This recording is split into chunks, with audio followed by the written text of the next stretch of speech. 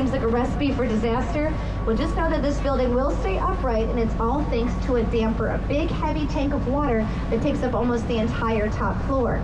The weight and pressure of that water at the building's top is subject to the pull of gravity. It creates a constant and consistent downward force. It's the same idea as a paperweight on a big stack of papers. The wind may come by and push it, and with that heavy item on top creating the downward force, nothing's going to get knocked out of alignment. Next to us now, you'll see the gray building. This is 100 North Riverside Plaza, done in 1990 by Ralph Johnson with Perkins and Will. This is an example of postmodern design, which means it's from the 1980s to present day in terms of timeline, but also means it wants to reference the past but stay in the present in terms of its overall design goals. Now this building references the past with that big 3-paneled window. You can see them on the bottom 4 stories. Got the decorative horizontal bar. That's a throwback to the Chicago window from the 1880s, but at the same time the building manages to look brand new despite the fact that it's almost 40 years old. Next to us now we have this gray building. This is 2 North Riverside Plaza, done in 1929 by Hullabird and Root. Now this is another example of the Art Deco style, same style as the merchandise mart we saw earlier.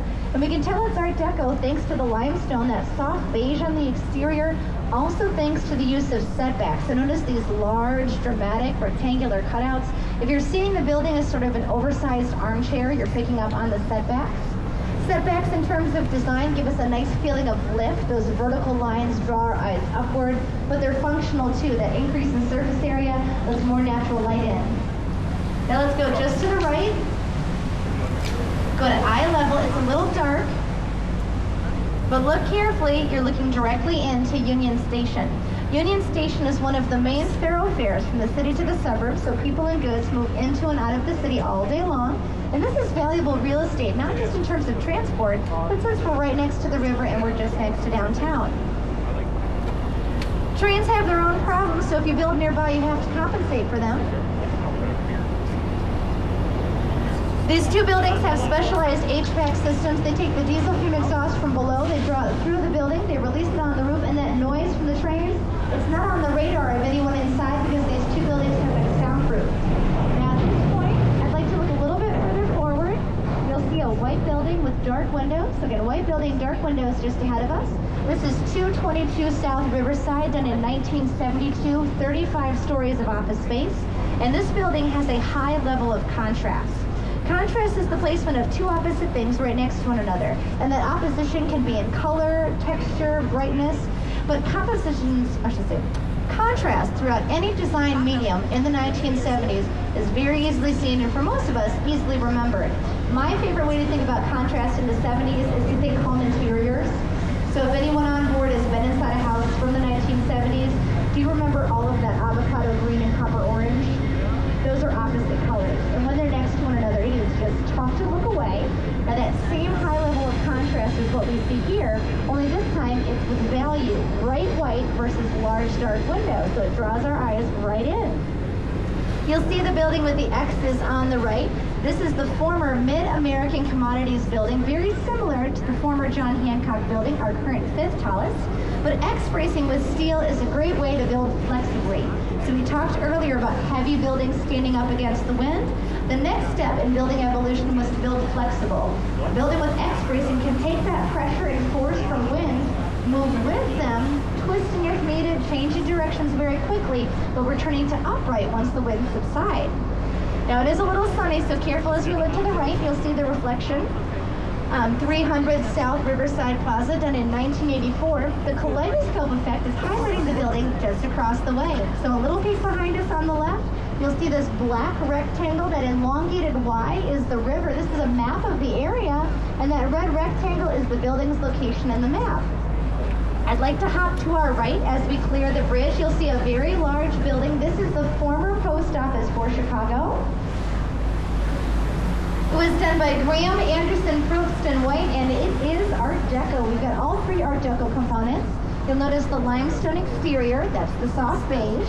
We've got our setback, our big rectangular cutout, and in terms of geometric shapes, take your pick. You can go for the square windows at the top of the building on the north and south ends.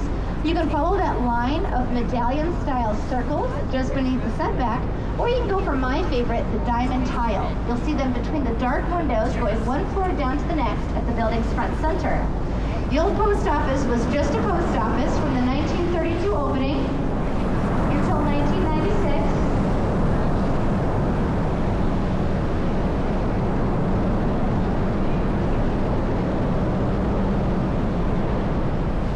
In 1996, however, the building was vacated for our next post office, which we'll see in a little bit. It's far more efficient. Now, the old post office sat empty and alone from 1996 all the way up till 2009. In that summer, the building was put up for government auction, and the starting bid for this massive building was only $300,000. So $300,000 got you a shot at 2.7 million square feet in downtown Chicago. The winning bid for the building, including the auctioneer fee, was $41.2 million, and it came from Bill Davies, a real estate developer out of Liverpool, England. In a course of just a few weeks, Bill Davies had purchased the building, formally announced his plans for it, but then he passed away. So instead of being able to do something with the building, it was moved into his estate. It took some litigation, but several years later, we were able to put the building up for a second and more successful sale that took place in June of 2016. The building was purchased by 601W. They focus on historic redevelopment. 601W bought the building for $135 million. They then invested 5 years and $500 million into the property. I know it sounds like a big expense, but in my opinion, it was worth it, and 601W knocked it out of the park.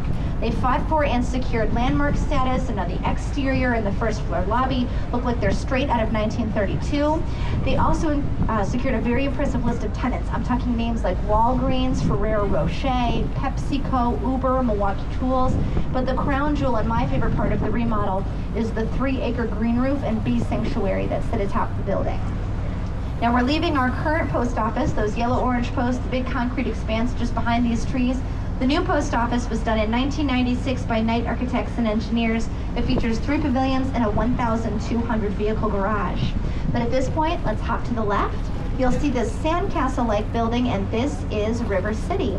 Now, it was done in 1986, and if anyone's thinking, it reminds me an awful lot of Marina City, the big corn cobs we saw earlier, well, then you're on a great train of thought, because these two buildings were done by the same architect, Bertrand Goldberg, and they're in the same material, that's reinforced concrete.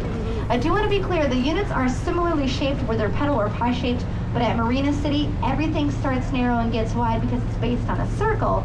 Here, the building's based on a serpentine, so one long S-shaped hallway that runs down the center with a unit on each side. Now, some units start narrow and get wide, then it gives you the big expansive windows. Some start wide and get narrow, gives you that small private balcony, and some of the units stay the same width throughout, but those ones with all right angle corners are the rarest of the three options. However, they are the easiest with conventional furniture, since most of our furniture is based on that right angle corner. Now, one more building, and then we'll talk some more history. We go ahead of us. On the right, you'll see a rather small building with big smokestacks. This is an old coal burning power plant that opened in 1931. It was built